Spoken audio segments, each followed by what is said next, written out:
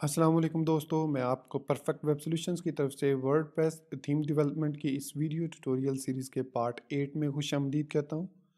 दोस्तों, मेरा नाम इमरान कासिम है और आज के इस वर्डप्रेस थीम डेवलपमेंट के वीडियो ट्यूटोरियल में हम होम डॉट पी फाइल को कंप्लीट करेंगे और यहाँ पर मौजूद तमाम जो पोर्शन हैं, जो इसके सेक्शंस हैं, उनको डायनामिकली हम गेट करेंगे फ्रॉम द WP एडमिन और from the database using the power of the loop and WP query. तो इस वीडियो ट्यूटोरियल में हम WP क्यूरी और द पोस्ट को कंबाइन करेंगे, द लूप को सॉरी, इन दोनों को कंबाइन करके एक पावरफुल इंटरफेस क्रिएट करेंगे और अपनी रिक्वायर्ड पोस्ट्स को गेट करेंगे फ्रॉम द डेटाबेस और from the WP admin using the loop and WP query function. तो दोस्तों, बगैर कोई देर किए, बगैर आपसे कहे कि चैनल को सब्सक्राइब कीजिए, वीडियो को लाइक और शेयर कीजिए, बेल आइकन दबाइए। चलिए शुरू करते हैं इस वीडियो ट्यूटोरियल को। तो सबसे पहले हम इन दो सेक्शंस को देखते हैं। एक जो हीरो सेक्शन है, या इसको आप जंबोट्रॉन कह सकते हैं बूटस्ट्रैप में। तो एक इस सेक्शन में और एक दो ये सेक्शंस हैं। अब इस सेक्शन के अंदर, जंबोट्रॉन के अंदर, एक सिंगल फुल पेज आप कह सकते हैं कंटेनर के अंदर एक जंबोट्रॉन है, उसके अंदर हम पोस्ट डिस्प्ले करेंगे। फिर उसके बाद जो फर्दर जितनी भी पोस्ट होंगी, जो स्टिकी पोस्ट होंगी, उनमें से हम जो भी जितनी भी पोस्ट डिस्प्ले करवाना चाहें वो यहाँ पर in the form of 6 blocks, मतलब 6 ब्लॉक्स का ये डाटा ले रहा है, 6 ब्लॉक का ये, इसी तरीके से इसके नीचे 6 ब्लॉक्स इस तरह आते जाएंगे डाटा, जो जितनी भी आप स्टिकी पोस्ट बनाएंगे। लेकिन अगर आप इनको लिमिट करना चाहें कि आप सिर्फ एक पोस्ट यहाँ पर और 2 पोस्ट यहाँ पर डिस्प्ले कराना चाहें, जो लेटेस्ट हों 3 पोस्ट्स, तो वो भी हम कर सकते हैं। और यही हम करेंगे कि जितनी मर्ज़ी आपके पास स्टिकी पोस्ट हों, 50 हों, लेकिन हम जो लेटेस्ट 3 पोस्ट होंगी वो डिस्प्ले कराएंगे। तो इसके लिए मैंने जो है वो सर्च किया इस पर वर्डप्रेस कोडेक्स पर। जैसा कि मैंने कहा था कि आपको हर किस्म का यहाँ पे कोड, जस्ट आपको सर्च करना है प्रॉपरली, आपको हर किस्म का कोड मिल जाएगा।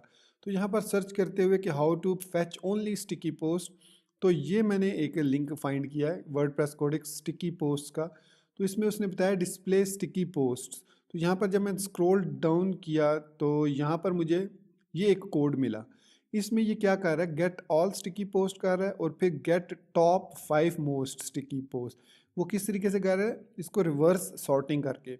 मतलब अब जो इस साइड पर 0 इंडेक्स वाली होगी, जो लास्ट इंडेक्स वाली होगी वो 0, फिर उसके बाद वाली जो होगी वो 1 पोस्ट पे आ जाएगा, जो उसके बाद वाली होगी वो इस तरीके से रिवर्स ऑर्डर में आ जाएगा, जिसकी वजह से न्यूएस्ट जो होंगी हमारी स्टिकी पोस्ट वो टॉप पर आ जाएंगी। तो चलिए इसको इम्प्लीमेंट करके हम यहाँ पर इस पे डाटा डिस्प्ले कराते हैं। तो यहाँ पे सबसे पहले मैं इसको एंटर प्रेस कर लेता हूँ। अब जहन में रखना है कि ये हमारे पास ये इतना सेक्शन जंबोट्रॉन का है। फिर उसके बाद ये वाला जो सेक्शन है, यहाँ से लेकर यहाँ तक हमारे पास जो है ये हमारे ये 2 पोस्ट हैं जो लेफ़्ट एंड राइट डिस्प्ले हो रही हैं। इनमें से एक को मैं रिमूव कर देता हूँ क्योंकि हमने तो लूप यूज़ करना है। तो ये कॉल MD6 में यहाँ से कहाँ तक है, ये इधर तक है, इसको मैं कर देता हूँ ख़त्म। तो ये मैंने इसको ख़त्म कर दिया। ख़त्म करने के बाद अब मैं यहाँ पर ये वाला लूप चलाऊँगा।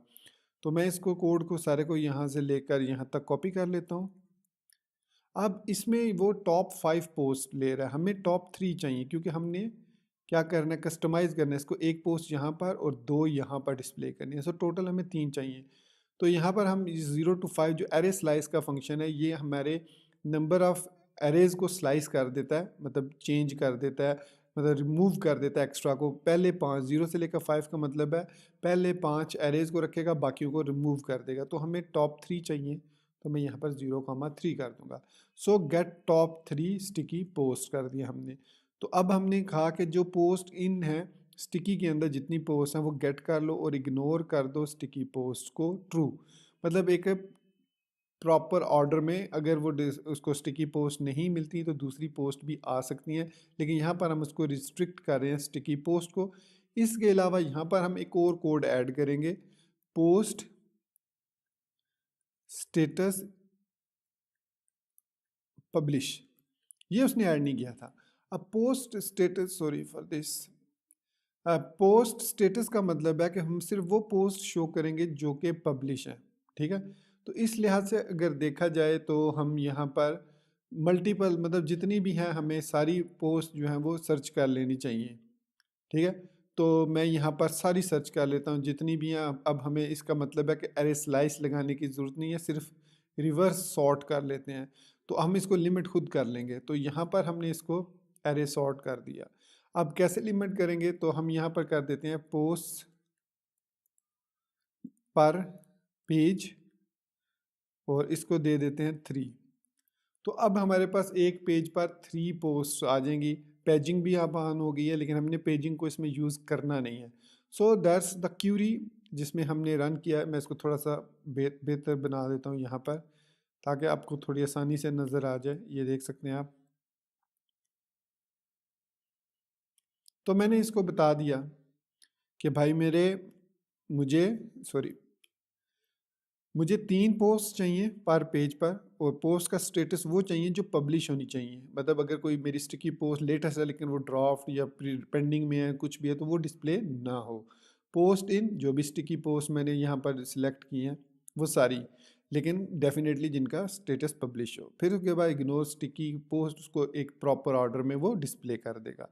सो इग्नोर नहीं करेगा, इग्नोर कर देगा, ट्रू कर देगा। नॉर्मली जब क्यूरी रन होती है तो स्टिकी पोस्ट हमेशा पहले रीड होती हैं, नॉर्मल पोस्ट जो हैं वो बाद में रीड होती हैं। ये आपने जहन में रखना है।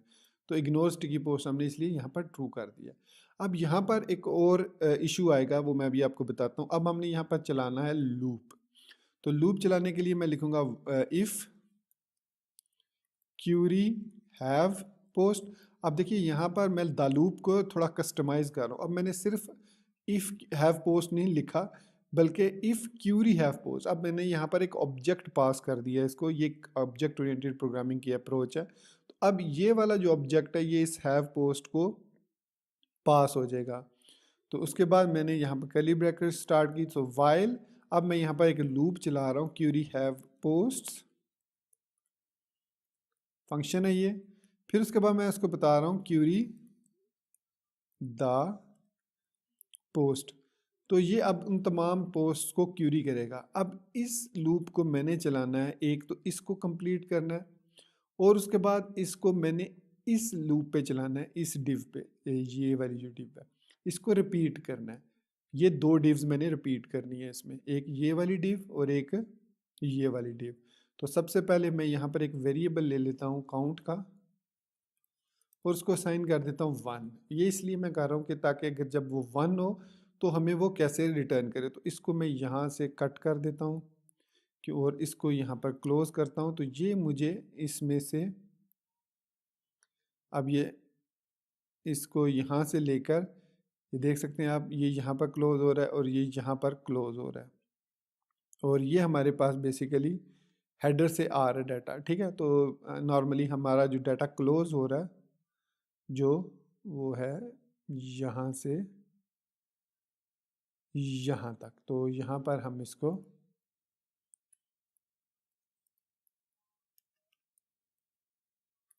पेस्ट कर देते हैं इस तरीके से। तो ये हमारा लूप यहाँ पर कंप्लीट होगा। अब इसमें जो इशू है वो इशू ये है कि ये जो हमारा ये जो रो एम मार्जिन बॉटम 2 है, ये चूँकि नो डाउट ये रो 12 है, और ये हमारे पास रो जो है ये वाली जो जंबोट्रॉन वाली रो है, इसमें हमने कहीं पर भी रो यूज़ नहीं की, जबकि यहाँ पर हम रो यूज़ कर रहे हैं। तो अब हम क्या करेंगे, इसको यहाँ से करेंगे ख़त्म और इसको यहाँ पर पेस्ट कर देते हैं। अब मैं ये इसलिए कर रहा हूँ ताकि मुझे जो कोड है उसको, जो मैं लूप चलाऊँगा वो लूप प्रॉपरली उस जगह पर चले जहाँ पर मुझे चाहिए। तो ये रो जो है ये रिपीट नहीं होगी, क्योंकि हमें 3 ही रिकॉर्ड चाहिए, 3 से ज़्यादा नहीं चाहिए रो। तो एक ही उसमें एक रो जो है वो इसकी क्रिएट हो जाएगी, और इसमें ये जो है जंबोट्रॉन वाली क्लास है इसके कॉल MD 12 हो जाएगा ऑटोमेटिकली। और पैडिंग है ये, इसको पैडिंग 3 है, पैडिंग MD पर 5 है। तो कॉल MD टोटल 12 है इस पर, और इस 12 के अंदर फिर फर्दर हमने 6 कॉलम की पैडिंग देकर ये उसमें डाटा ऐड किया है। तो खैर एनीवेज इसमें लेआउट थोड़ा सा तब्दील करना पड़ा है, क्योंकि इस लूप को हमने एल्स के साथ चलाना है। तो अब इसको यहाँ से भी हम कट करेंगे और इसको बिल्कुल हम हेडर के बाद यहाँ पर पेस्ट कर देंगे। तो अब हमारा जो लूप है वो जम्बोट्रॉन अब काउंट पे आ गया। तो अब हम यहाँ पे लिखेंगे कि if count is equal to 1, अगर तो काउंट 1 है तो ये वाला लूप चलेगा। ठीक है, तो ये वाला लूप चलेगा यहाँ से लेकर यहाँ तक, यहाँ तक। एल्स अदरवाइज ये वाला लूप चलेगा यहाँ से लेकर यहाँ तक।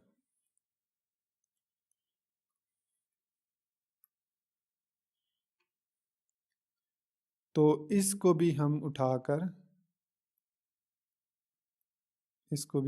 हम यहाँ पर रख देंगे, इन तीनों को भी। तो ये तीनों यहाँ पर ऐड हो जाएंगे, तो ये हमें इसकी ज़रूरत अब नहीं रही। तो अब देख सकते हैं दो डिव्स, ये हमारी हेडर से डिव आ रही है और ये डिव जो है ये हमारी आ रही है इस डिव से।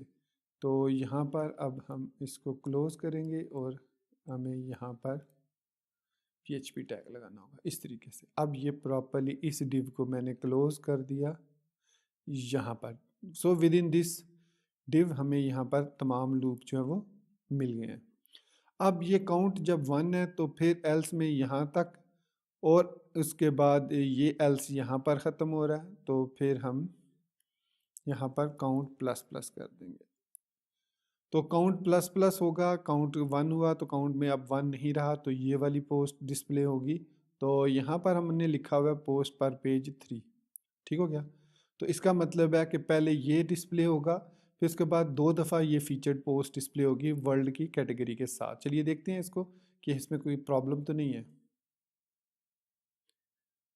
तो यहाँ पर ये तो ठीक आ गई हमारे पास, जो हमारे पास फर्स्ट पोस्ट है।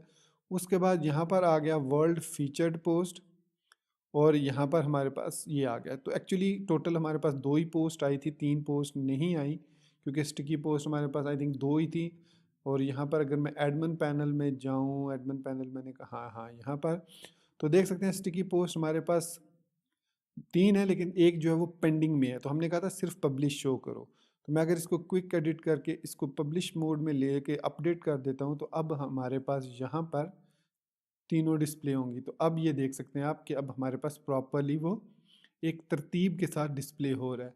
तो ये थोड़ी सी कोडिंग करनी पड़ती है, लॉजिक आपको यूज़ खुद करनी पड़ती है, वो टाइम के साथ आपको आती है कि कैसे आपने इसको करना है। तो ये मुझे भी प्रैक्टिस करनी पड़ी, सोचना पड़ा कि भाई ये कैसे होगा शुरू शुरू में। तो बाद में मुझे पता चला मोस्टली काउंटर चला सकते हैं हम।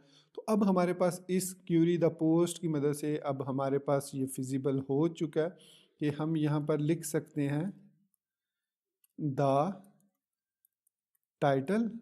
अब यहाँ पर द टाइटल लिखा है, तो एल्स वाली पे भी हमें द टाइटल लिखना पड़ेगा। तो यहाँ पर भी द टाइटल। ठीक हो गया। रीलोड किया तो सबके टाइटल अपने अपने आ गए, ये तीनों हमारी स्टिकी पोस्ट हैं। उसके बाद इसमें कैटेगरी नहीं है, बल्कि इसमें अब सॉरी, अब यहाँ पर मैं यूज़ करूँगा द एक्सेप्ट। ठीक हो गया। द एक्सेप्ट मैं लिखूंगा और यहाँ पर भी मैं द एक्सेप्ट ही लिखूंगा, क्योंकि वर्डप्रेस के अंदर हमारे पास जो फीचर है शॉर्ट फॉर्म डिस्प्ले करवाने के लिए वो द एक्सेप्ट है, जिसको मोस्टली पीपल जो लोग हैं नॉर्मल वो यूज़ नहीं करते। तो यहाँ पर द एक्सेप्ट में this is over will be shown here block Bootstrap 4 आ गया। और ये देख सकते हैं आप कि दिस इज़ स्टिकी पोस्ट। तो अब हमने करना क्या है कि जो हमारा एडमिन पैनल है उसके अंदर इस पोस्ट को, हेलो वर्ल्ड वाली पोस्ट को, टेम्पलेट स्टिकी वाली पोस्ट को भी हम एडिट करेंगे, और एडिट करने के बाद जो एक्सेप्ट का फीचर है उसको यूज़ करेंगे।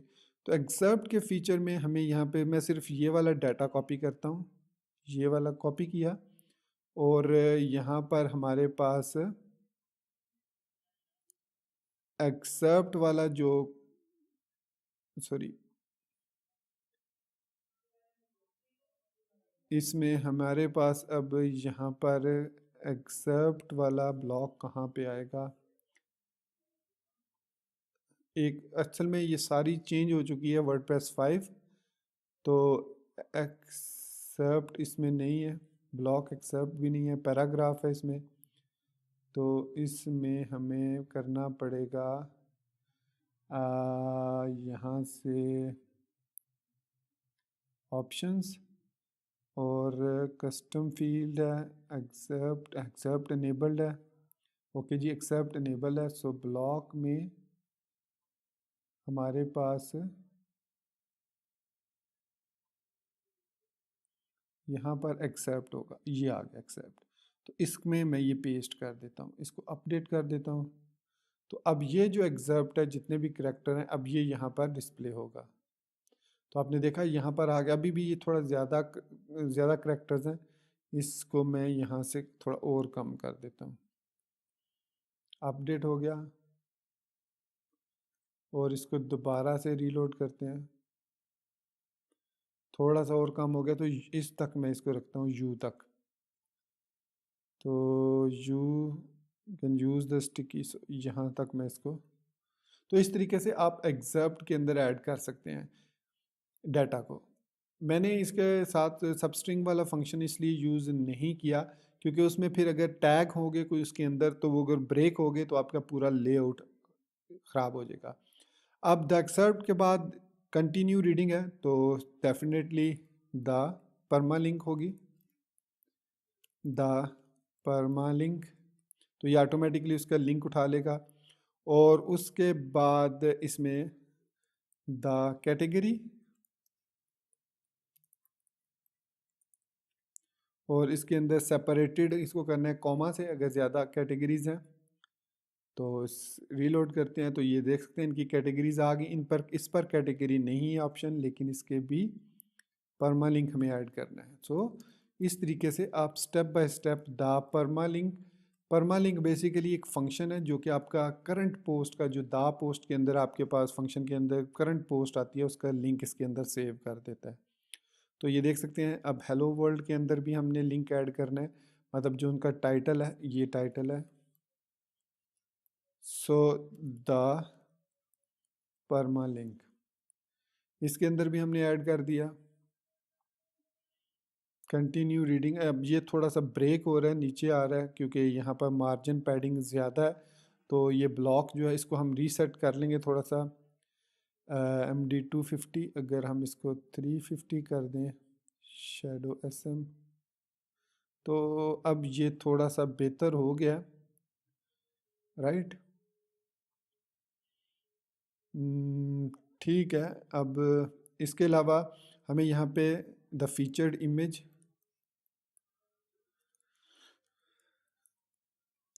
फीचर इमेज के लिए हम यूज़ करेंगे, तो इसके लिए हम यूज़ करेंगे WP get image attachment, image URL या अटैचमेंट URL गेट करेंगे हम उस करंट पोस्ट की। तो उसके अंदर जो भी अटैचमेंट ID होगी वो उसको यहाँ पर दे देगा। इसके अलावा इसमें हमारे पास एक और भी है, WP get featured, I think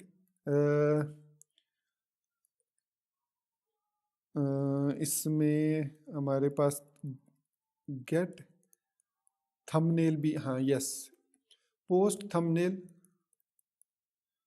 post thumbnail, get post the post thumbnail, या ये भी है हमारे पास। तो इसके ज़रिए भी हम जो है वो पोस्ट का थंबनेल गेट कर सकते हैं। ये इस तरीके से हमने इसको ऐड कर दिया, द पोस्ट थंबनेल। लेकिन इसमें एक आप प्रॉब्लम देखेंगे कि जब मैं इसको रीलोड करूँगा तो ये इमेज जो है ये फुल साइज़ में हमारे पास आ रहा है, क्योंकि ये जो है ये डिफ़ॉल्ट इसमें कोई भी इसमें हमने ऐड नहीं की क्लासेस वगैरह।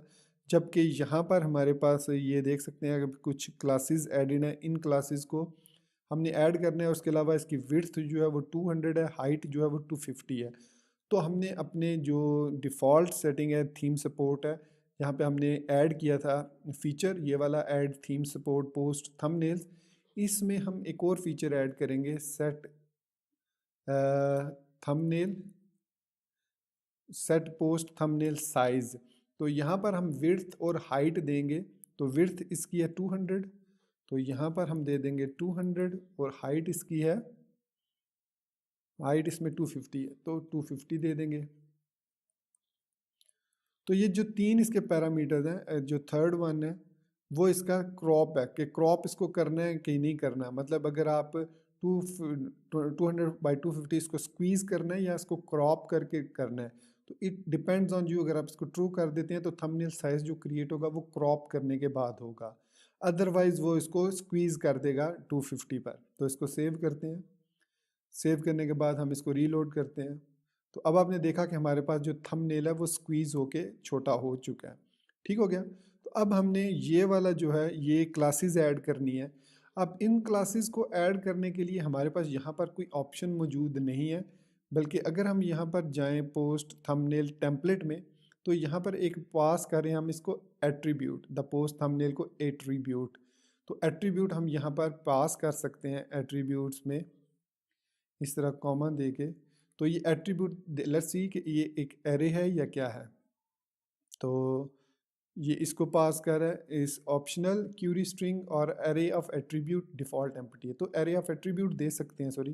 तो यहाँ पर हम एरे दे देंगे। So class is equal to, तो क्लास में हम ये पास कर देते हैं इसको, ये सारा क्लास जो उठा के इधर पेस्ट कर देते हैं, और इस एसवीजी को फ़िलहाल हम कर देते हैं रिमूव। सेव किया इसको और इसको रीलोड करते हैं।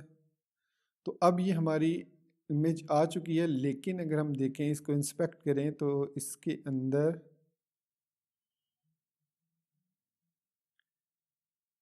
जो है इसके पेरेंट को इसने ऐड कर दिया है, कार्ड बॉडी डी फ्लैक्स जो हमने ऐड किया, ये वाला जो क्लासेस हैं इसके पेरेंट को इसने ऐड कर दिया। हमें ये जो क्लासेस हैं ये इम्प्लीमेंट करनी है यहाँ पर भी W P D L G block, और यहाँ पर है डब्ल्यू पी पोस्ट इमेज। तो अगर हम पोस्ट इमेज को ख़त्म कर दें,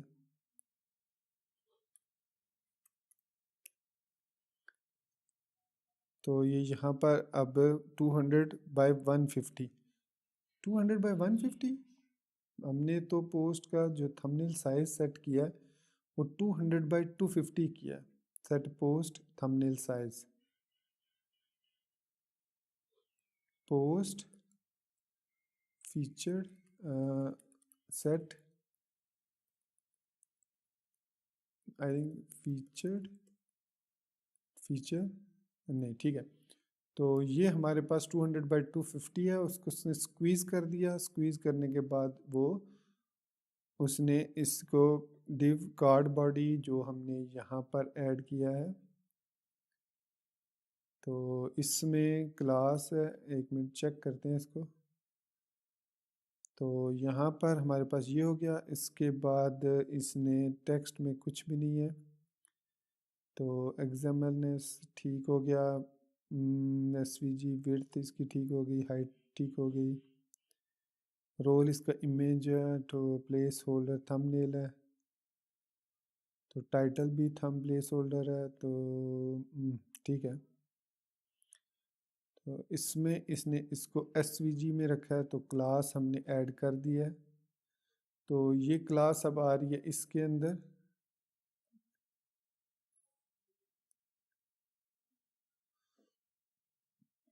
तो ये हमारे इमेज जो है वो डिस्प्ले हो रहे हैं प्रॉपरली, ठीक हो गया।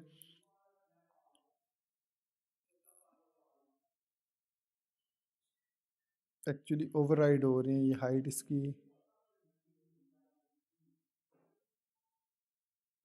अच्छा ये एल जी ब्लॉक की सूरत में डिस्प्ले हो रहा है, डी नन और डी ऑटो, फ्लैक्स ऑटो।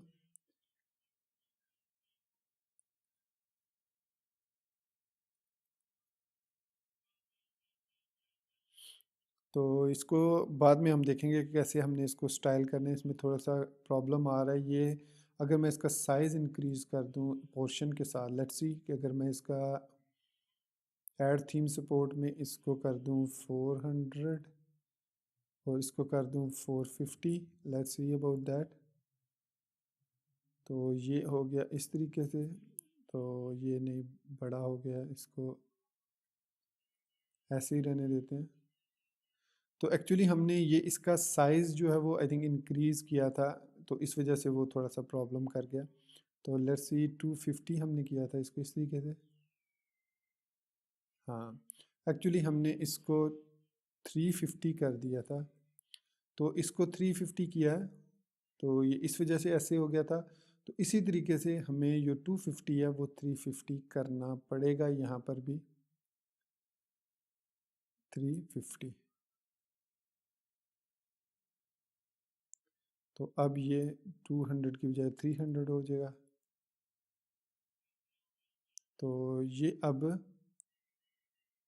बल्कि 250 रहने देते हैं इसको, तो इसको भी 250 रहने देते हैं। अब ये कंटिन्यू रीडिंग थोड़ा नीचे आ गया, तो इसको थोड़ा सा और छोटा कर देते हैं। हम जो टेक्स्ट है उसको छोटा कर देंगे तो ये ऊपर आ जाएगा। तो अभी जो हमारा जो थंबनेल है वो सही डिस्प्ले हो रहा है, ठीक है हो गया। अब यहाँ पर डेट को डिस्प्ले करवा लेते हैं हम। तो डेट को डिस्प्ले करवाने के लिए हम यहाँ पर यूज़ करेंगे द डेट को, द डेट। अब यहाँ पर इसने कस्टम ऑप्शन दिया, तो हम यहाँ पर सिंगल कोट्स के अंदर दे सकते हैं कैपिटल में एम और डी। तो ये हमें सेम वही ये वाला फॉर्मेट दे देगा डेट्स का भी। तो दिसंबर 27 और जनवरी 2007। तो कंटिन्यू रीडिंग जो है वो थोड़ा ड्रॉप हो चुका है, तो कोई मसला नहीं है, उसको इसको हम कन्वर्ट कर देंगे डिव में, ठीक हो गया। और इसको अगर मैं डिव को यहाँ से इधर ले आता हूँ और इसके बाद इसको, हाँ अब ये ब्लॉक के अंदर आ चुका है। थोड़ा सा इसको डिव को थोड़ा मार्जिन बॉटम दे देते हैं, ऑटो इसने दिया हुआ है, ठीक है। तो इसको भी हम दे देते हैं क्लास, इसको MB10 दे देते हैं, मार्जिन बॉटम 10 दे देते हैं। तो अगर PB दें पैडिंग बॉटम, और साथ में इसको डी ब्लॉक डिस्प्ले करा दें, मतलब ब्लॉक लेवल पर, क्योंकि मार्जिन और बॉटम जो है वो सिर्फ ब्लॉक लेवल एलिमेंट्स पर काम करते हैं। तो ये इस पर भी क्लास पे काम नहीं कर रहा, MB10 है, ठीक है। तो यहाँ पर अब ये एक्सेप्ट आ गया और उसके नीचे ये आ गया। तो इसके जहाँ पर हमने दिया है मार्जिन बॉटम 5 कर देते हैं, नहीं ये 4 ही ठीक है। और padding bottom is equal to 2 कर देते हैं।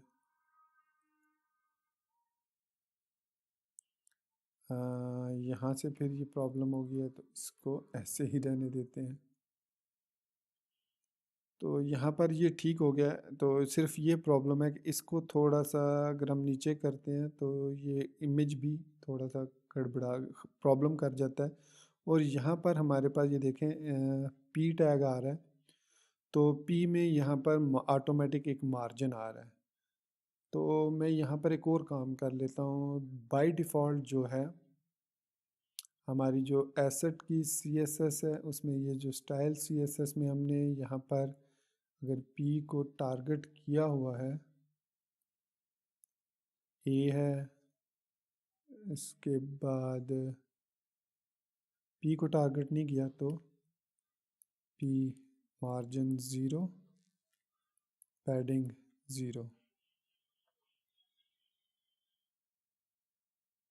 तो अब ये बेहतर हो गया। अब मैंने मार्जिन और पैडिंग पैराग्राफ की 0 कर दी है, तो अब ये आई थिंक यहाँ पर है। तो अब अगर मैं इसको यहाँ से उठाकर इधर बाहर ले आऊँ, अब देखते हैं कि क्या होता है। जी ठीक हो गया। तो ये मैंने इसको इस तरीके से, मतलब इस तरीके से आप थोड़ा सा कॉन्सेप्ट यूज़ करें, कॉमन सेंस यूज़ करें, तो आप अपनी प्रॉब्लम को रिजॉल्व कर सकते हैं। थोड़ा सा सर्च करना पड़ता है। तो इस तरीके से हमने अब अपने हेडर एरिया को डायनामिक कर लिया है। अब जो भी लेटेस्ट पोस्ट होगी वो यहाँ पर आएगी, और उसके बाद जो 2 पोस्ट होंगी वो यहाँ पर और यहाँ पर, मतलब अभी ये लेटेस्ट पोस्ट है, तो जब एक और लेटेस्ट पोस्ट ऐड करेंगे तो वो यहाँ पर आ जाएगी, ये वाली पोस्ट यहाँ पर आ जाएगी, और ये जो पोस्ट है ये इधर आ जाएगी, और ये जो करंट पोस्ट है ये गायब हो जाएगी। तो ये अब हम आते हैं अपने ओरिजिनल ब्लॉग की तरफ कि ब्लॉग्स को कैसे डिस्प्ले करवाना है। तो ब्लॉग्स के लिए हमारे पास जो सेक्शन है वो ये वाला सेक्शन है, लेकिन उससे पहले यहाँ पर हमें WP रीसेट पोस्ट डाटा लाजमी करना है, ताकि ये आप जहन में बिठा लें कि आप WP रीसेट पोस्ट डाटा लाजमी किया करें जब आपका एक क्यूरी का स्ट्रक्चर कंप्लीट हो जाए। मतलब एक पूरी ये क्यूरी हमारी कंप्लीट हो चुकी है हैव पोस्ट वाली, तो ये रीसेट कर दो, अब वो वापस हमारी इनिशियल स्टेट पे चला जाएगा, जो भी इनिशियल स्टेट है। तो अब इसमें ये मेन है हमारा जो क्लोज हो रहा है फुटर डॉट PHP में। तो मैंने एक और काम किया था कि मैंने इस मेन को अगर चाहूँ तो मैं इस सारे सेक्शन को यहाँ से कट करके ऐसे इसको मैं हेडर डॉट PHP में भी ऐड कर सकता हूँ। ऐसे करूँगा मैं, फिर उसके बाद इसमें मैं आपको जब हम कंडीशंस पे पढ़ेंगे तो उसमें मैं आपको समझाऊंगा कि ये कैसे करते हैं, क्योंकि फिर ये होगा कि अगर मैं इसको एज इट इज़ हेडर में पेस्ट कर दूँ तो ये काम करेगा, बट प्रॉब्लम ये होगी कि ये हर जगह पे आप चाहे archive डॉट PHP में चले जाएं, चाहे आप सिंगल डॉट PHP में चले जाएं, पेज डॉट PHP, हर जगह पर ये वाली पोस्ट जो है वो डिस्प्ले होना शुरू हो जाएंगी, जो कि हम नहीं चाहते कि हों। तो इसके लिए हम फंक्शंस यूज़ करेंगे, लेकिन वो आगे चल के हम देखेंगे। फ़िलहाल हम इसको इधर ही रहने देते हैं, और ये मेन जो है हमारा यहाँ से स्टार्ट हो रहा है और ये ख़त्म हो रहा है फुटर डॉट PHP में। तो मेन हमारा जो है वो इधर है। इसके बाद ये हमारा जो H3 का टाइटल है, इसकी इम्पोर्टेंस नहीं है, ये कुछ भी हो सकता है, इसमें आप कोई डाटा दे सकते हैं, मैं इसको कस्टमाइज़र में भी ऐड कर सकता हूँ, इसको इग्नोर कर दें फ़िलहाल। तो हमारी जो ब्लॉग पोस्ट हैं वो यहाँ से स्टार्ट हो रही हैं with the class blog post, और ये ख़त्म हो रही हैं यहाँ पर। तो इस पोस्ट को मैं यहाँ से उठा देता हूँ, क्योंकि हमें एक ही पोस्ट चाहिए, तो ये 2 पोस्ट रहेगी, इसको भी उठा देता हूँ। तो सॉरी, तो एक पोस्ट ये आ गई हमारे पास, और एक हमारे पास ये नेविगेशन आ गई। अब हमने नेविगेशन और इस ब्लॉग पोस्ट पर काम करना है। तो चलिए, बहुत ही सिंपल है, हमें लूप इस पे चलाना है। तो यहाँ पर अब हम लिखेंगे, वही लूप चलाएंगे। अब देखिए यहाँ पर मैं क्यूरी नहीं चलाऊंगा, सिंपली यहाँ पर लिखूंगा इफ़ हैव पोस्ट्स, कुछ भी लिखने की ज़रूरत नहीं है ये, क्योंकि होम डॉट PHP है, तो वर्डप्रेस को पता है कि अब मैंने जो पोस्ट हैं वो स्टैंडर्ड पोस्ट हैं, उनको क्यूरी करना है। So if have post while have post the post, ये हो गया, ठीक हो गया। अब हमने इस डिव को उठाकर, ये जो डिव है इसको सिर्फ इस डिव को उठाकर रख देना है यहाँ पर, और इसको क्लोज कर देना है, ताकि ये, क्योंकि ये HTML है, तो इधर हमने इसको कर देना है पेस्ट। तो ये अब जितनी भी पोस्ट हमारी डिफ़ॉल्ट होंगी उतनी दफ़ा ये रिपीट होगी, यही वाली पोस्ट, एक पोस्ट जो है ये वाली न्यू फीचर वाली, ये पोस्ट रिपीट होगी। ये देखिए, न्यू फीचर 1 2 3 4 5 6 7 8 9, जो भी हमारी डिफ़ॉल्ट सेटिंग है एडमिन पैनल में, वो वाली डिफ़ॉल्ट सेटिंग यहाँ पर आ जाएगी। अब यहाँ पर ऐड करते हैं टाइटल को, तो सिंपली आपने करना है द टाइटल, फिर डेट डिस्प्ले करनी है। अब ये जो फॉर्मेट है ये डिफ़ॉल्ट फॉर्मेट है, तो इसमें हमें कुछ भी लिखने की ज़रूरत नहीं है, सिंपली हम द डेट लिख देंगे, तो ये डिफ़ॉल्ट फॉर्मेट आ जाएगा। प्रीवियसली मैंने आपको दिखाया था कैसे आप जो है कस्टमाइज़ कर सकते हैं इसको विद पैरामीटर्स। तो यहाँ पर अब ये जो है ऑथर है, तो द ऑथर यहाँ पर आएगा कि इस पोस्ट का ऑथर कौन है, सो द ऑथर। और इसके बाद यहाँ पर अब हमने ऐड करना है उसका परमालिंक, गेट ऑथर परमालिंक,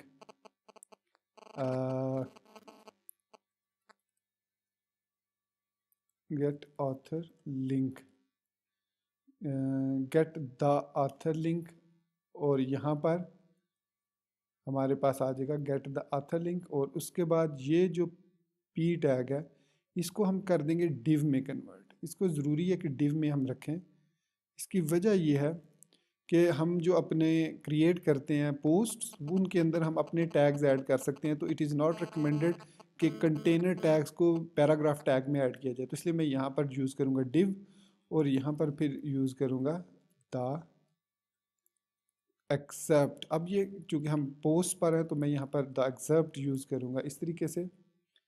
और उसके बाद यहाँ पर हम ऐड कर सकते हैं मोर का लिंक, मतलब रीड मोर। अब यहाँ पर ये कंप्लीट पोस्ट को डिस्प्ले कर रहा है, ये एक्सेप्ट को नहीं कर रहा। तो मैं इस कंटिन्यू रीडिंग को यूज़ कर लूँगा। इसको कॉपी करते हैं इंस्पेक्ट एलिमेंट करके, बल्कि यहीं से कॉपी कर लेते हैं। ये हमने ऐड जो किया हुआ है, कॉपी किया इसको इस तरीके से पी टैग पूरे को, और पेस्ट कर दिया यहाँ पर एक्सेप्ट के बाद। तो द परमालिंक खुद बहुत उठा लेगा, बाकी फॉन्ट्स वगैरह ठीक हो गया। तो देखिए जस्ट कॉपी पेस्ट किया मैंने इसको। तो अब इसको रीलोड करते हैं। तो हमारी जो पोस्ट के टाइटल्स भी आ गए, उसके अंदर हमारे पास एडमन जो भी डेट है और जिसने भी लिखी है। अब ये देखते हैं टेम्पलेट मोर टैग्स आ गए, इसके साथ हमारे पास डेट नहीं आ रही। इसको देख लेंगे क्यों नहीं आ रही, कुछ के साथ डेट्स नहीं आ रही है। यहाँ पर आप देख सकते हैं द डेट नहीं आ रही, तो ये देखेंगे हम कि क्या है। तो दोस्तों इस तरीके से हमने ये पोस्ट को डिस्प्ले कर लिया, अपनी तमाम पोस्ट को जो हमारी आ रही हैं बैक एंड एडमिन पैनल से। तो ये हमारी आ गई पोस्ट। अब हम ओल्डर और न्यूअर पोस्ट को इनेबल करते हैं। कैसे हम नेक्स्ट और प्रीवियस पोस्ट को सेटअप कर सकते हैं। तो नेक्स्ट और ओल्डर या न्यूअर पोस्ट सेम यही हम स्ट्रक्चर यूज़ करेंगे। तो ये हमारे पास है यहाँ पर नेविगेशन बार। तो यहाँ पर हम लिख देंगे, इसको दोनों को हम कमेंट कर देते हैं ताकि अगर इसमें क्लासेस यूज़ करनी पड़े। तो यहाँ पर हम लिखेंगे नेक्स्ट पोस्ट लिंक, ठीक हो गया। फिर इसी के नीचे हम यहाँ पर लिखेंगे, लिखना चाहे तो एक ही लाइन पे लिख सकते हैं, लेकिन just for readability previous post link.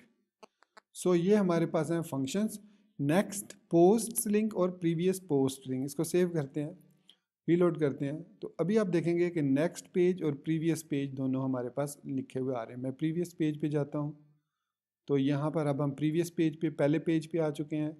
और अगर नेक्स्ट पेज पे जाता हूँ तो नेक्स्ट पेज पे हम आ चुके हैं। फिर नेक्स्ट पेज पे जाता हूँ तो नेक्स्ट पेज पे आ चुके हैं। नेक्स्ट पेज, इस तरीके से हम नेक्स्ट पेज पे जा रहे हैं। लेकिन ये हमारा टाइटल जो है ये चेंज नहीं हो रहा, ये सारा चेंज हो रहा है। और यहाँ पर ये देख सकते हैं ये टाइटल किधर आगे ब्रेक हो रहा है, इसको भी हम देखेंगे कैसे हैंडल करते हैं। तो खैर नेक्स्ट और प्रीवियस पेज तो काम कर रहे हैं। अब यहाँ पर इसने कहा था कि यहाँ पर हमने ऐड करना है, ये नेक्स्ट है तो न्यूअर, और यहाँ पर ओल्डर, तो ये ऐड कर देते हैं हम यहाँ पर। तो न्यूअर ओल्डर आ गया। अब इसकी क्लासेस भी ये वाली ऐड करनी है। तो अगर मैं नेक्स्ट पोस्ट लिंक में यहाँ पर जाऊँ तो ये कह रहा है गेट नेक्स्ट पोस्ट लिंक, और ये बेसिकली इस पर एक फ़िल्टर भी, एट्रीब्यूट भी अप्लाई कर रहा है। ये देख सकते हैं ATTR। तो ये ATTR कहाँ से आ रहा है, अप्लाई फ़िल्टर आ रहा है नेक्स्ट पोस्ट लिंक एट्रीब्यूट से।